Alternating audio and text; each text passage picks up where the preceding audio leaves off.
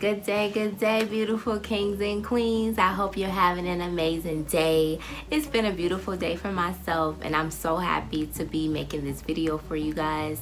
It's long time overdue, but it goes into what I've been posting. So there's always a method to my madness. Oh, if you have been a follower of Free Your Journey, you're noticing that I'm now posting different content, but it is leading up to my messages pretty much. So pay attention to what I'm posting, and that way we can have conversations about what is actually going on and what's going on behind the scenes of the message, because there's always something to dissect. There's always something more to explore when something's being presented to you. Okay, so this episode we're going to be talking about waiting on God and waiting on God in love. That's what we're talking about. So the topic is basically, are you willing to wait? And I don't know if it's last week or the week before last, I did post up about waiting on God, and are you willing to wait on God while He cleans you up and He molds you into the perfect partner for your partner? Are you willing to wait on God as He molds you into a wife, or He molds you into a husband? Are you willing to wait, or do you step in the way and mess everything up? Because I'm now noticing that some of us enter into cycles of relationships and we're not properly healed, or we're not properly ready to engage in a intimate relationship because we have disconnected ourselves from God, or we disconnected ourselves from oneself, and we're not sure how to connect with another, or we've created blockers, or we've created barriers, or we're still harboring hurt and resentment in our heart. So we have to heal those things up before we attach to another person, because how can we elevate, or how can we co-create with one another when we are not on the same energy together? We're not understanding how to love one another. You're speaking one language and I'm speaking another, and we're not connecting. That's why it's very important to be healed before you enter another relationship. It's very important to understand what you want from the relationship. It's very important to understand the goals, the outcome, the intentions of yourself, not just the partner. What do you even want from you in a relationship? What do you want from yourself when you enter a relationship? What is the end game for you in a relationship? How do you present yourself in a relationship? Are you presenting yourself as a long-term partner? Are you presenting yourself as just a random person at this moment? Or is this a hookup? I was going to say side piece, so maybe that's what I should say. A side piece. How are you presenting yourself? Because the goal, and the question I have right now is, I don't think there's anything in the Bible that says anything about a girlfriend or a dating. It just goes straight into man, woman, spouse, or man, woman, wife, husband. It don't even say that, but you know what I'm saying, like partner, husband and wife. It does say it in the Bible, but it doesn't say anything about girlfriend, boyfriend. So this is something that society has taught us, that this is something that we need. It's perfectly okay to never engage with a partner until you're married, until you have found out that this is who I am, this is what I'm meant to be, this is what the world has made me to be, or not the world, but this is what I'm called to do in this world, and I see a partner that suits so much into that same part, the part that I play, the role that I play. I see us playing a duo together. But most of us have never seen that before.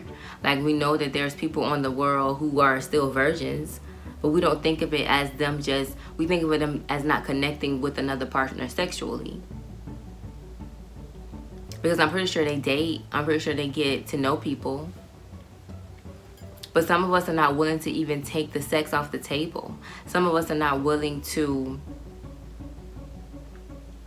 see what else is in the world besides having a sexual relationship, because we feel like that's something that we desire, but really it's a flesh-based energy. Excuse me. It's just something that is connected to our flesh. Because if you never introduced yourself to that feeling, would you chase it? If you never introduce yourself to sex, would you chase it? Would you feel that that is something that you need? Because some of us not unwillingly was introduced to sex. Some of us didn't volunteer to witness a sexual relation or a sexual encounter. So some of us can't say, well, you started doing this too early. Some of us was just pushed into it too early because that's part of the trauma that they've experienced. Or that's their story to tell. So they were introduced to something that their mind couldn't fully grasp yet. And therefore, they're now as an adult, they're trying to understand or recognize those feelings. So sometimes you have to disconnect with things that are familiar to you so you can better understand what feelings you are processing. So when you are leaving a relationship, you have to learn how to get back to yourself so you can understand how you're going to love on the other person that you come to love on, to be with. But going into the episode, we were talking about, are you willing to wait? Now I realized as I was writing down my notes for this, the number 7 kept coming up. So I have number 7 here. Is the number 7 meaning equals perfection or completion? So references in the Bible, in Genesis, God created the heavens and the earth in 6 days, and he completed everything in 7 days because he rested on the 7th day. So everything was done in 7 days. Then we have, in the story that I'm going to go over today, we have Rachel, Leah, and Jacob. Jacob waited 14 years before he could be with Leah, which is 7 twice. Keep that in mind. The number 7 twice equals 14. So Jacob waited 14 years before he could be with Leah. He was tricked by Leah and Rachel's father into marrying Leah, Rachel's sister. So basically, he worked 7 years as a shepherd tending to Laban's flock. And Laban is Rachel and Leah's father. So once again, that is the number 7 again. So 7 days God created the heavens and the earth. 7 plus 7 equals 14. That's 14 years that it took for Jacob to finally get to Rachel. And then we have, he worked 7 years in the field as a shepherd. So the number 7 has come up a lot. So that reference can be found in Genesis 29:26, where it says, Laban said, based on tradition, the oldest daughter should be married first. So that's why if Jacob wanted to marry Rachel, he had to work in the field for 7 years. He had to work 7 more years. Now I'm going to get into the story a little bit more than that, but I'm just breaking down the number 7. Leah has 7 sons.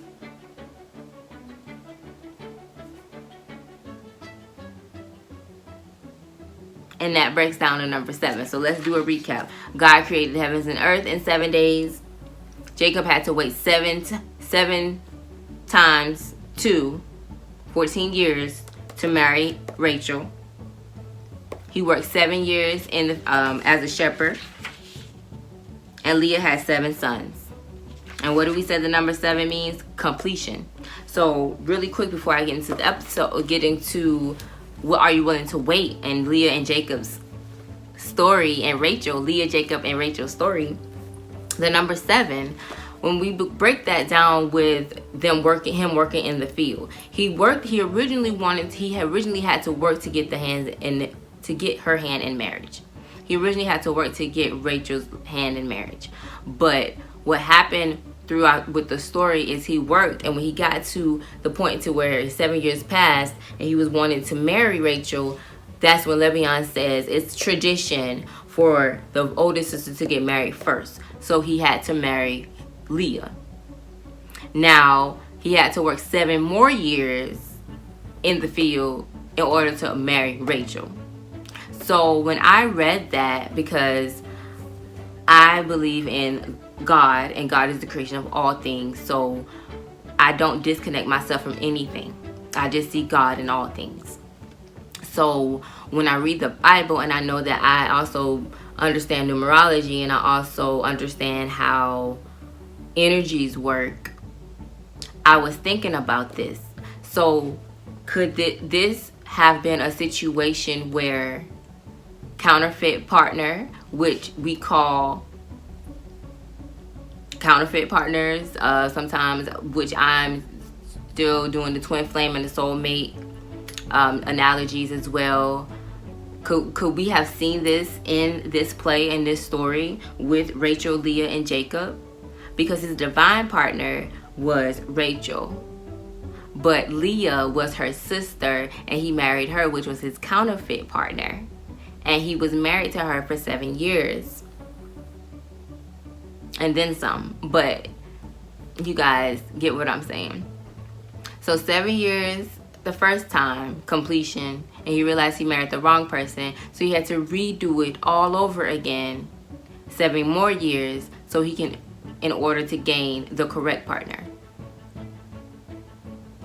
Sometimes we meet the right partner but at the wrong time. Sometimes we still have to work a little bit more on ourselves. We still have to work a little bit harder. We do the wrong thing. We connect to the wrong person. We connect to the wrong people, and we get stuck on that cycle. Like I always say, the cycle, gotta get off the cycle. So in this case, he was tricked by the father-in-law. But sometimes we are tricked by the enemy. We are tricked by a woman, or we're tricked by a man who come in to make it seem as though they are our partner, but they're really a counterfeit partner. They match all the qualities that we need. They match all of the things that we need as a partner, and what we're desiring. But something's just not matching up because it's not your design soul partner. It's not your match. It's not your rib. It's not that connection piece. It doesn't spark. It diffuses things. It makes things chaos. It makes things confusion. Because when you get that partner that connects, or when, let's think of it like a computer, because I like to use a computer analogy a lot. When you get that piece to your computer, it works perfectly. Like when you're trying to charge up your into your charger port, and you use your charger hole or your charger piece into the charging port, it works perfectly. There is no bends, there's no flaws. It flows nice and easy. You're able to upload and download properly. No malfunctions.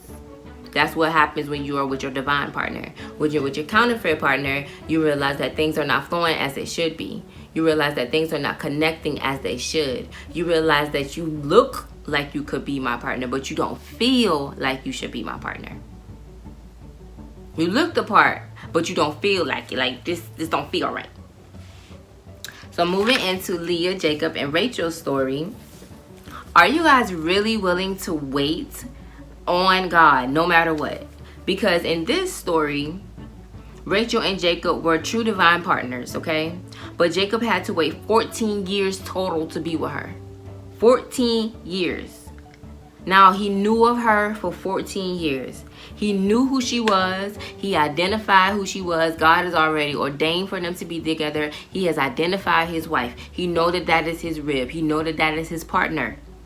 But he could not approach her for hand in marriage because her father prevented it. I don't even need to read that. So her father prevented them from connecting together. So he couldn't even approach her, but he knew who she was. He knew where she lived. He saw her every day. He got to be around her. He got to see his wife that wasn't his wife every single day. Like, that's what happened to him. So in this situation, God stepped in the way and was like, not at this time. Not at this time. God was in the situation where he says, I'm not right now. Like, I'm going to let you get a little taste of who she is. I'm going to let you see who she is. I'm going to let you get to understand her. I'm going to let you know what the prize is, but you cannot approach her just yet. And matter of fact, I'm going to make you wait 7 more years because I need you to be perfect before you even approach her. Like, at first you was good, but then you wasn't. Like, I saw you come up and I saw you get, like, distracted in the ways of things. You were persuaded to marry the oldest. So God was like, nope, now we have to do this all over again, because you let someone tell you something else that's not even something that I told you. You let someone else help you. You let someone else get you into a marriage that I didn't ordain or qualify or anoint. Can you imagine being Jacob, knowing who his wife is, but knowing that he has to wait until God is ready for her to be married, or he has to wait until God makes him a perfect king for her? Do you know how? Can you imagine how that it would be? Like, you just being friends with your wife, like you in a whole nother relationship, y'all just cool, like you, but you know that that's your wife, but at this time things are just not working out. Like, can you just imagine that? I mean, I say it, I've been saying to you guys, really, that's really what God wants. He wants you to understand who you are. And some of us are so excited to get to that end game that we're just like, no, I want it right now. I want it right now. I want everything right now. And we're not even just embellishing or enjoying the moment of just knowing the person, of just knowing who that person is. Like, even if God is like, yeah, if this person stays on the path of righteousness, you'll get this person. But look at Jacob. I guess God used Leban as an example of saying he wasn't on the correct path to win Rachel yet. So he was distracted and he had to marry Leah. Whatever God's reason was for that situation happened, they still got to their grand glory. They still got to be together. They were still married.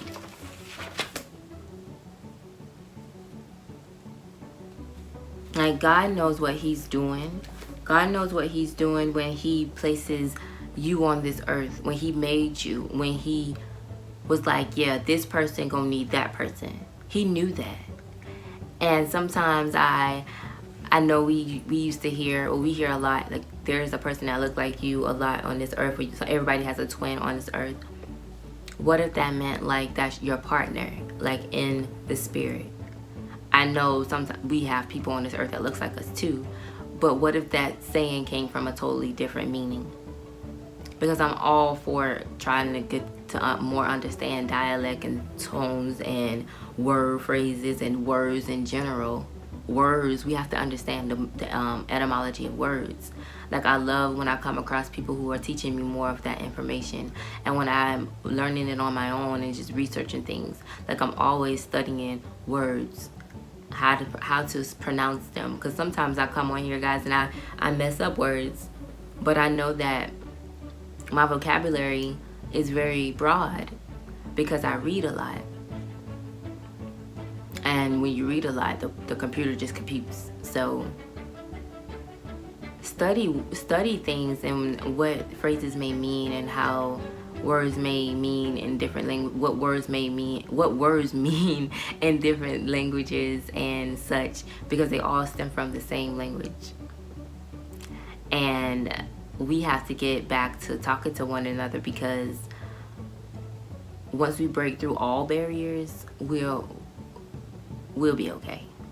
Like, all barriers, like all culture barriers, we will be okay, because we're all connected in the same way. So we have to get to understand that God is always going to be there for us, and he's always having that perfect partner for us. No matter where we are on our journey, we have to know we are designed and destined for marriage. We are designed and destined for marriage. God has a great partner for you. But sometimes we get in our way and think that the person that we need right now is the person that we need forever. But that person is just teaching us something about ourselves. When you completely know yourself, you can understand who your partner is a little better. Some people have gotten married and they didn't know who they were. And then as they stayed on their journey, they fell in love with their partner even more, because they're like, you know what? You are my soulmate. You are my partner. You are my flame. You are the person that God has here for me. And then some people, they realize that they get it and they get a divorce because they realize this wasn't a forever thing. We have to stop trying to just negate the fact that you guys didn't have God in the midst of it. And sometimes even if you have God in the midst of it, you didn't listen to God's signs when he said, no, not now, don't get married. Because a lot of us don't do that. A lot of us do not confirm with God before we get married.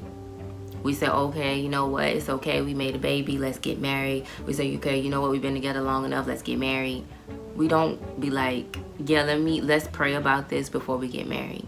And that's the step, and that's the step that we're disconnecting from. That's the step we're missing. Like, if you're going to marry someone and you want to be sure if that's the person, pray. Ask God to help you. Ask God to start slowly revealing things to you about this person. And you'll start to see, okay, well, do I even like this person? Do I even want to be with this person? Can I even connect with them forever? Because you have to like somebody to really be with somebody forever. You have to genuinely like who they are. Love come and go. And that's true. Like, one day you may love something about something. Like, you may love a TV show. And then one day it just makes you mad. And you be like, I don't like it. I don't love it no more. And that's truth about people. Like, love is a wave. Like, you can be in love with someone, yes, but some days you just like,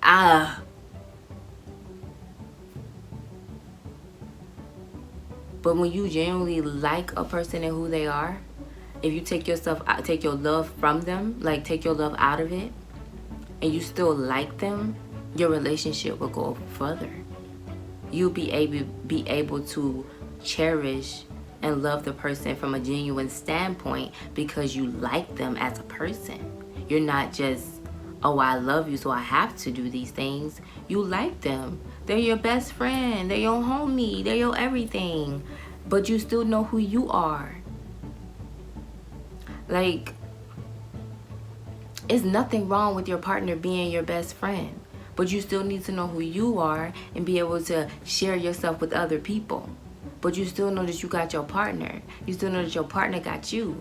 You still know that that's your homie. That's your life support. That's your gear.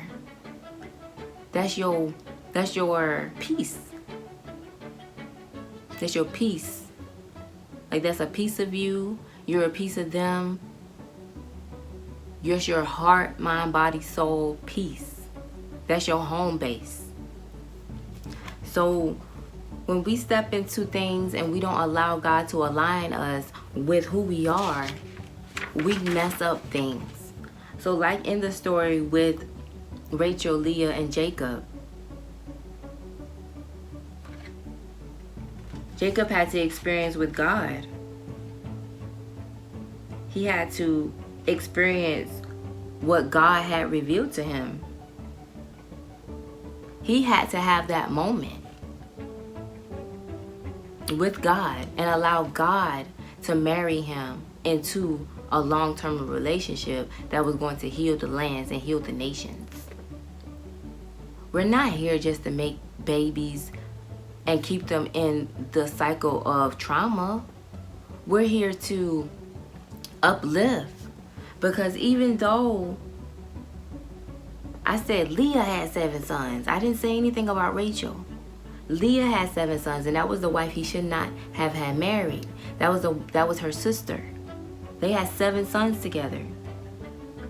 But Jacob, he loved Rachel so much, and which prompted God to keep Rachel's womb closed until it was time, because he just loved her so much. Like, he favored her so much.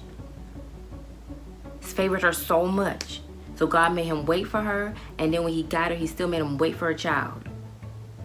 And that is found in Genesis 30, verses 24 through 25. And throughout that whole thing, they conceived a miracle baby. They conceived Joseph.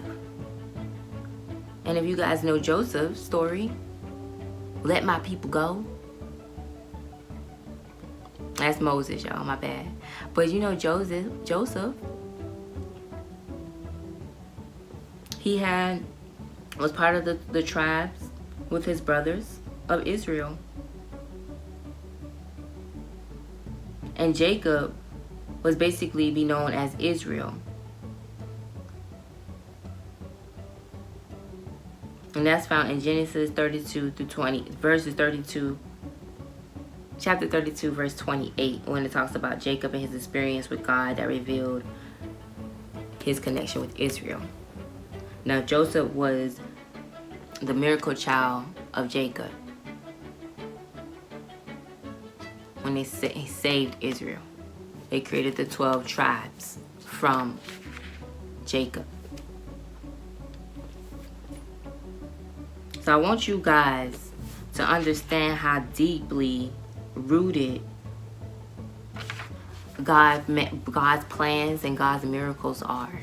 Like from that story, even though Jacob had to wait for his wife, even though he had to wait for his wife, they still birthed a miracle baby who saved the nation. They still birthed a miracle baby that saved the nation. Now, because you guys know Joseph, he got a miracle coat and everything.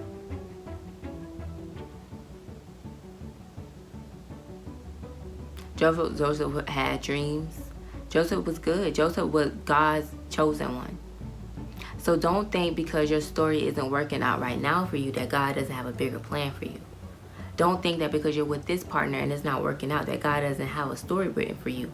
Even though he made those kids with Leah, Jacob did, his son still became a part of the 12 tribes of Israel. His sons were the 12 tribes of Israel, I should say.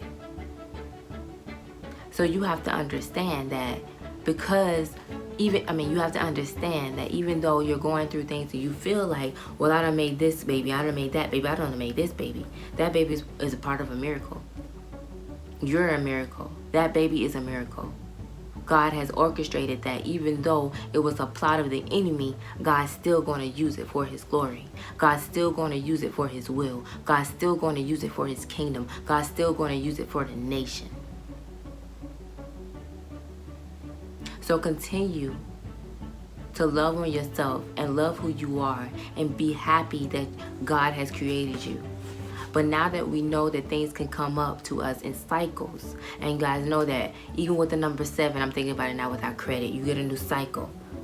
So when you're realizing that you will reach the number 7 in the cycle, the next year is a new start.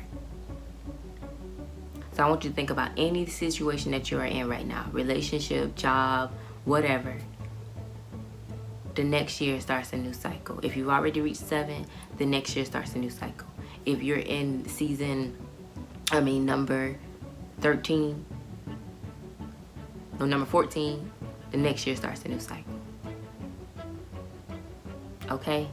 If you already reached number 8, you're at number 8 now, you're in a new cycle. Let's make some changes. Realize where you are and understand how things work. Number 7 is the number of completion. When you're given tasks and duties and tests, pass them so you can get elevated to the next thing, so you can get your blessings, so you can heal, so you can have God bless you and pour out to you. Just like Jacob had to wait for Rachel. He thought he was going to win her in 7 years. Nope, he had to go back and win her again in 14 years. When you do things outside of God's timing, he's going to make you wait. Because even after he got her for 7 years, 14 years, he still had to wait to have a son. And then that son became king. But then all of his sons were the tribe of Israel. All because God had a plan. So guys, I want you to go read Genesis chapter 32 and let me know what your take on is with the story with Jacob, Leah, and Rachel. I hope you guys get a message from this and wait on God to restore you and heal you before you connect to your divine partner. I hope you guys have an amazing day. Don't forget to like, follow, subscribe, and share. Join my Facebook group. It's called Free Your Journey. Also, you can follow me on TikTok. My TikTok name is queenrow_111, or it could be queen_row111. I always get it confused. But guys, I thank you once again for being amazing. You guys have a great day.